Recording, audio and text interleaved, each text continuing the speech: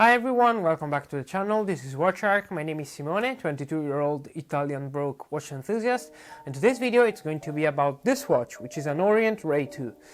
If you're not a follower of this YouTube channel, first of all, subscribe please, but second of all, you might have missed a video I posted a couple of weeks ago where I was discussing whether I should buy this watch or a Seiko 5 SRPD 55K1 or a Citizen NY0040, and at the end of the day I chose the Orient for a couple of reasons.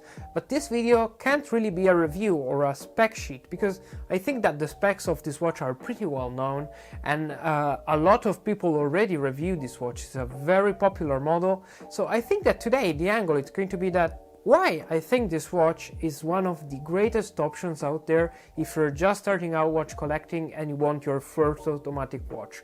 Or it can also be a great option if you're a more experienced watch collector and you want more of a beater watch, an automatic, well-made, in-house movement watch, but that you can actually take outside and not worry about. So without further ado, let's get right into it. All watch enthusiasts, when choosing their next watch, one of the first things that we look at is the sizing. And when looking at the dimensions for this watch, you have to be a little careful because the diameter is 41.5 millimeters, which might lead you to think that this is a watch almost exclusively for people with bigger wrists. And whilst it's not a small watch by any means, the lug-to-lug of 46 make it a great wearer even for people with smaller to average wrists. I have a 6 3/4 inches wrist and this fits me perfectly. We have 13 millimeters in thickness, which is fine for the style of watch that this is, and we have 22 millimeters lug width, so pretty standard, absolutely easy to find straps for it. When looking at all the other specs, there's nothing that really stands out as bad. We have 316L stainless steel construction for the whole watch, both bracelet and case. That's absolutely standard, and the finishing is fine. It's good for a price point.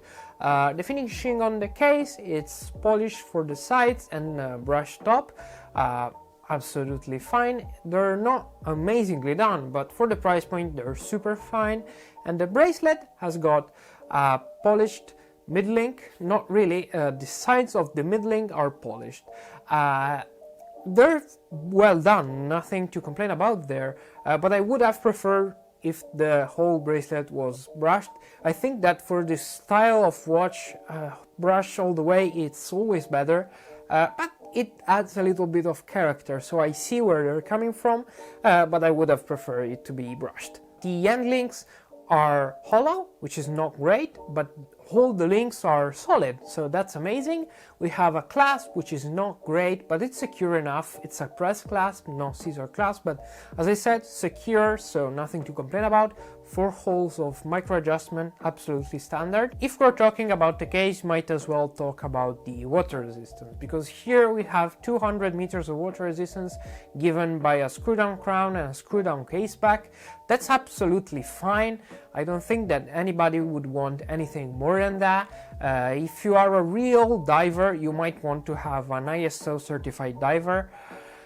But really, if you're just an average person wanting a dive watch, that's absolutely the standard, and that's great in my opinion. There's really few people that might want to up their game with water resistance. If you have a screw down crown, screw down case back, and 200 meters of water resistance, that's pretty overkill for everybody. So I think that's absolutely amazing.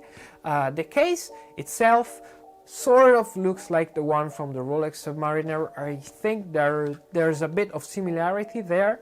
You might not enjoy that, but if you want an alternative to that watch, I think this is absolutely one of the best ones out there, because it's not a direct homage and it's still a watch company that has history of itself, but you can see where the similarity lies here, let's say that. So if you want a non-homage alternative to the Rolex Submariner, this is absolutely a great contender. But the most important part of a watch, it's always the dial, and the dial here does not disappoint at all. The dial itself, it's matte black, pretty simple, pretty standard. It's nothing to run home about, but what really sets it apart are the indices. For the price point, these indices are amazing. They're all applied with a lot of lume inside of them. This is absolutely something that all watch collectors enjoy a lot. The lume here, it's pretty great. Obviously, it coming from sort of Orient, which is basically Seiko, it's not surprised that the lume is good, but here it's really amazing.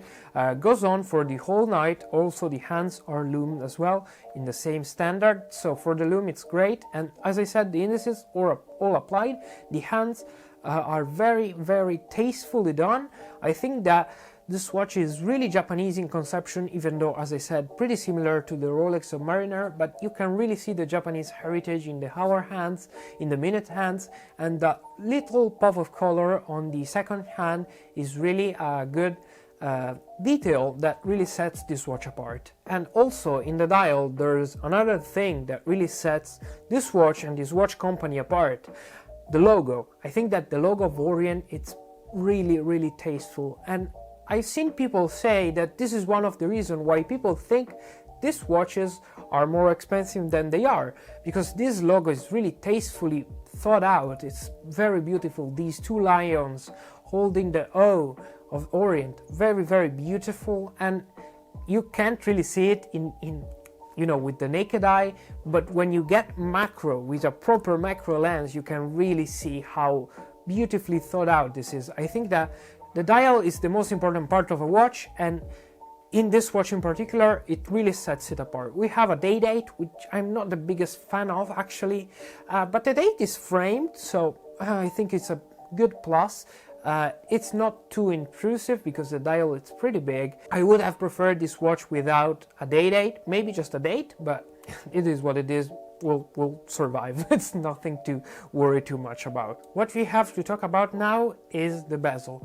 We have a unidirectional daytime bezel, 120 clicks, so pretty standard. We have a lume pip, which is not standard at the price point actually, so it's a perfectly fine bezel. The action is average.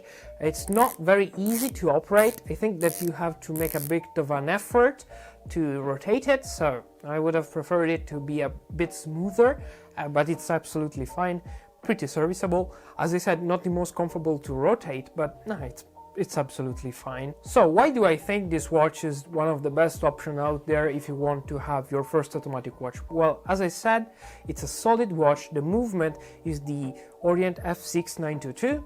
Absolutely standard movement. We have hacking and winding, 40 hours of power reserve, and it's plus 15 minus 25 seconds a day.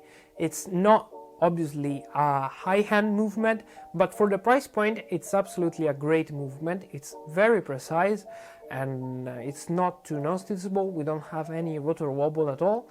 So as I said, this is a great option for that because you have a very, very versatile piece. We have a black dial, black bezel dive watch. It's one of the most famous design in watchmaking in general, and you have a watch which can go anywhere and do everything. If you want to dress it up, you can. If you want to dress it down, you can. You can take it to the beach and then to the restaurant without any issues.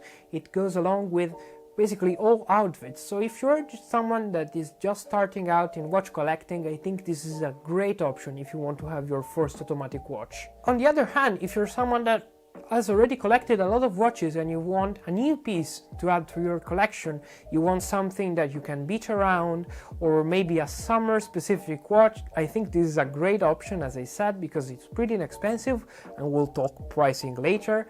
Is a beautifully designed, well-made, solid watch. We have, sadly, just a mineral crystal, not a sapphire crystal, unlike the Kamasu, but I think it's still a beautifully made and well thought out watches for a whole lot of people and a whole lot of different kind of watch collectors.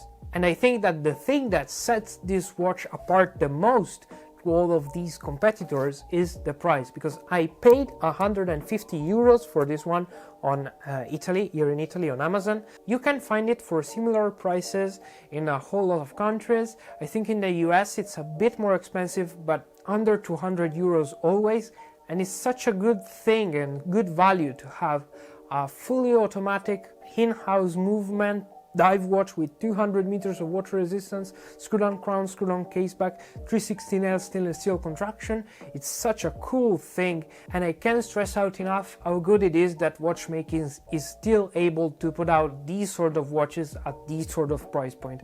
And it's one of the thing that I love about watch collecting in general. You can get a great watch for not a lot of money, be proud about it, wear it proudly, and be happy with it. So this is all I had to say for today. Thank you very much for watching and stick until the end of this video. Let me know down in the comments if you have this watch. Do you enjoy it? Do you want to buy it? Do you plan to buy it? And thank you very much for watching. This has been WatchArk. My name is Simone, 22-year-old Italian broke watch enthusiast.